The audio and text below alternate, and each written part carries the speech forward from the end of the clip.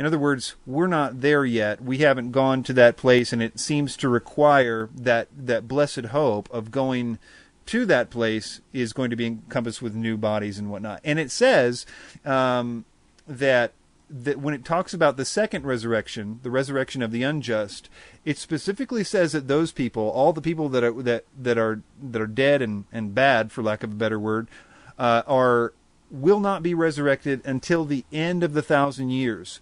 So the entire millennium period, the millennial period, goes by with those people still being in Hades. Now, at the end of that, after Satan is released from the abyss and he goes out and deceives the world for the one last hurrah there, and then he does his thing and then is finally destroyed for good, then it tells us the so-called Great White Throne Judgment happens. Now, everybody at the Great White Throne Judgment is going to hell, every single one of them. Yet they still are judged according to their works. You know, Jesus, in lots of places in the New Testament, Jesus talks about different severity of punishment. It would be better for him if he didn't even, wasn't even born, and it'd be better for him if he had a millstone tied around his neck, da-da-da-da-da. There's lots of that greater, lesser sort of idea. In other words, I think some of the rejection we have towards hell is that we see it as a one-size-fits-all punishment, that everybody gets the same torment in hell, but apparently not. They are judged, and before they're thrown into hell, which is now a different place, and it's actually referred to as a different place. It's the outer darkness. It's somewhere else besides interior. It's referred to as a lot of different names, Gehenna being one of them. They are, and it even speaks of this, if you read Revelation 20, it talks about how Hades is emptied out into Gehenna. So here you have those two words, Hades being emptied. Everybody out of Hades, you're in Gehenna now. It's the emptying out of Hades into Gehenna after the Great White Throne Judgment, because when those bad guys are judged according to their works. Now, so does that mean that when people die, they're not, in a good place right now or in a bad place right now?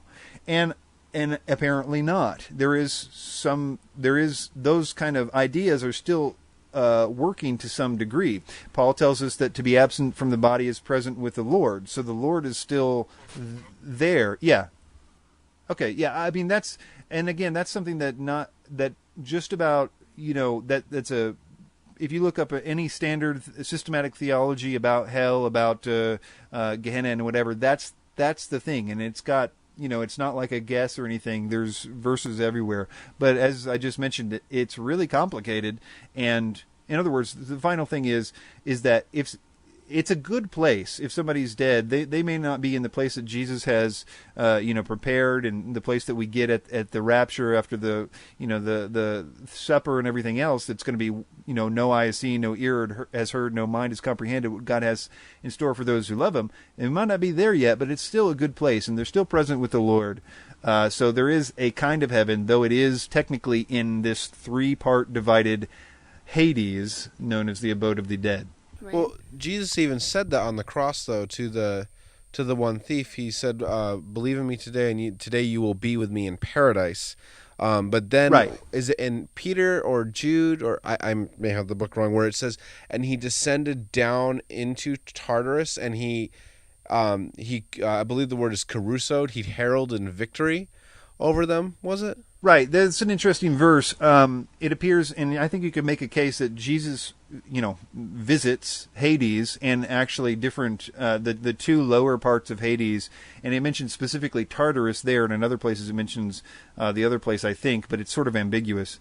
And some people think that he was saying or doing something to those particular angels that sinned in Genesis 6, who are the only people, right. only angels or whatever that we know are in Tartarus.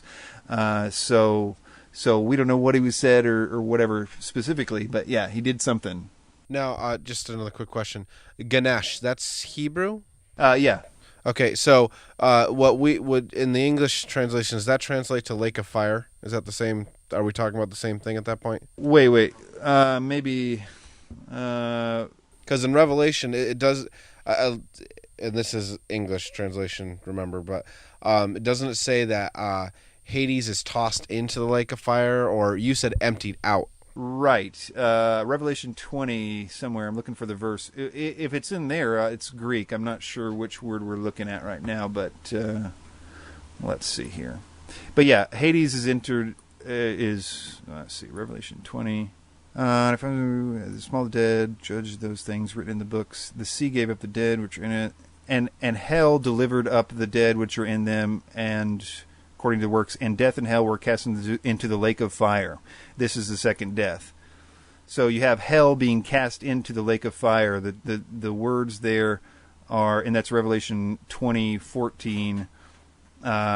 It's Hades for hell, and the lake of fire being Lene Pur. So it's just a actual transliteration of the other word that's often used for Gehenna. So it doesn't actually say Gehenna right there, but I think it says it earlier in that verse. So in context, we can be sure that's where it is. Okay. Not in that verse, but the previous verse. Right. No, I just think it's interesting that people, they're not being taught that, or they're not grasping it, or because most Christians I talk to just think, oh, you die and go to heaven, and that's it. Well, so. I wonder. I was a pastoral intern for 3 years, Chris, and I helped do some funerals. Like I actually spoke at one of them, and I was there for some of the grief counseling afterwards. And this is not an excuse, and this is not how it should be being done, because you should explain it the way the word says it. But my senior pastor, while he knew how hell, Hades, and all that was separated out, he would always tell them, they're in heaven, they're with the Lord. And I always got the sense that he did that because it was just easier to explain to the grieving family rather than trying to give them this whole theological idea. I'm not saying it's right. I very much disagree with that, but I think that's what's going on. Right, and in defense of somebody like that, I mean, it is shorthand. That's why they say it that way instead of going into that whole thing. But it actually functionally is pretty close. I mean, we know absent with the body, present with the Lord, with me in paradise. Paradise within Hades is still a good place, and you're with the Lord. So it's not. You would word it perhaps a little different, but those kind of things, saying to somebody to comfort them is still technically correct, and so maybe they just don't see any need to split hairs about it. But because of that lack of things, I mean, it's so dangerous when you have the person, and there's a lot of them coming up to you and saying, "Oh, is that what you believe? Oh, have you never looked at this verse? Did you know this?" They'll throw the Greek at you and say, in the Hebrew, Hades, blah, blah, blah, and they'll show you those verses. And it's just like a Jehovah's Witness coming to your door, and you're not prepared for that stuff. And it's like, oh man, that's true. And they get you into all kinds of trouble. I mean, that particular issue is something that it catalyzed into a whole bunch of cults, for one, the Seventh-day Adventists and Jehovah's Witnesses and all the rest of it, Mormons and whatnot. But yeah. Yeah, I kind of look at that, like when Jehovah's Witnesses or Mormons, whoever comes witnessing, knocking at your door, and they give you something from the Bible that is true. You kind of go, well, okay, that's true. So if 9/11 is true, clearly reptilians are true too, from David Icke.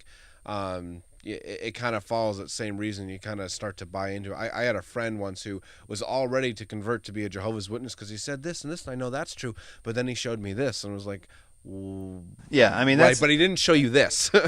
That's the thing JWs do, for one. I mean, they'll tell you about Christmas, and the history. That's sort of, they lead with Christmas a lot of times, and then you can relatively check that out and say, hey, they're more or less right about Christmas. And so they must be right about everything, and it's got that same kind of thing we were talking about earlier, where if you believe it, then automatically you get into this super secret club and you see all the other people. Oh my goodness, look at all these dumb Christians doing so and so and such. These guys are the elite that only know the super secrets, I want to be elite, and all that stuff plays a role. Now, I don't think, I think that, again, to clarify on that, I think Christmas is, more or less, true what they're saying. I mean, the biblical holiday is sort of messed up, but I'm not one of these don't celebrate Christmas people either. So yeah, I think that's something actually Dr. Hook is going to cover in Epidemic, and I think he's anti-Christmas. But anyway, Sam and I did have an interesting question for you that just came across to us recently. So, I've been going through my Future Quake archives, and I was listening to David Lowe, I believe it was, who was on Future Quake, and it was, I think, one of his later episodes, like maybe one of the last Future Quake episodes, but he talked about Lucifer not being in the Bible, like in the original translation. Have you heard that theory at all, or have you come across that? Yeah, yeah, I know that theory and David Lowe and whatnot. And to be honest, looking at that, a lot of that stuff is, I think, of the Isaiah verse talking about the sides of the north and all this Isaiah other stuff. 14. And I think that that's a very very difficult. The reason why that phrase is all sort of not very good in the English is because it's really difficult to translate for a lot of technical reasons. And I don't think that he's on the right track there at all. I think it's a simple. It's talking about the mountain of assembly there, and the reason they came up with sides of the north is kind of weird or whatever. So I think that he may be off on that. I honestly respect David Lowe quite a lot, and I credit him as being the guy that helped me to recognize the rapture connection to the sixth seal in Revelation. But to be quite honest, I think that he is off on that and perhaps a number of other things. But that's my personal opinion. Sure. I mean, when you talk about the question of who's Lucifer and how does that combined with Satan and all the other stuff, there's some stuff to talk about there. Don't get me wrong. I'm not trying to dismiss it, but I think that that the conclusions that are being drawn, that it wasn't even on the radar of Ezekiel or Isaiah when they're writing those verses, is just ripping it from the context, because you can read the context, and regardless of what they're poetically calling this covering cherub that ultimately sinned in the exact way we know from other passages that Satan did and whatnot, I mean, it's hard to completely divorce it. But I'm sure he's got some good points in there. But like I said, on that Isaiah passage, I think that his translation is just is not so good. But I'd have to take a second look at it to be sure I know what I'm talking about. Yeah. Okay. I only have two more little questions here. I guess the first one is a little, not so little, but I was raised in more of like the Baptist upbringing, and we now attend a Wesleyan church, and their stance is a little different than what I'm used to eschatologically. So on the matter of once saved, always saved, and I was just kind of wondering what's your opinion, or what have you gathered from your numerous studies of the Bible on what's the deal with once saved, always saved, and is that valid?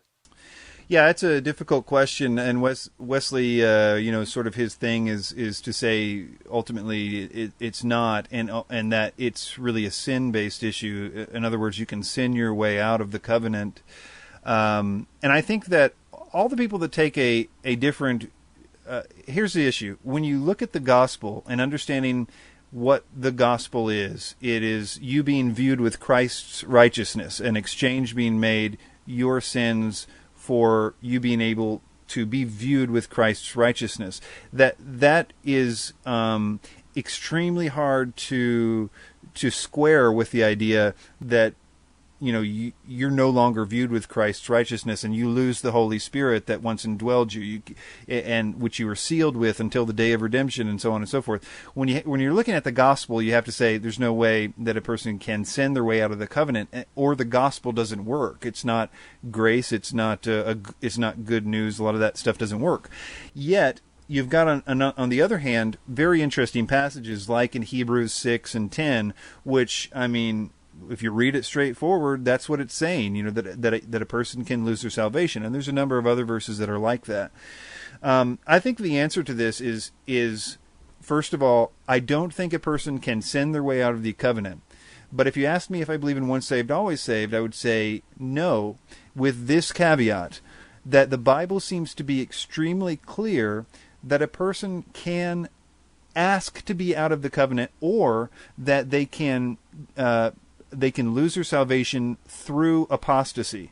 And apostasy is a very specific word in the Bible. It means to leave Christianity, to denounce it and leave it. And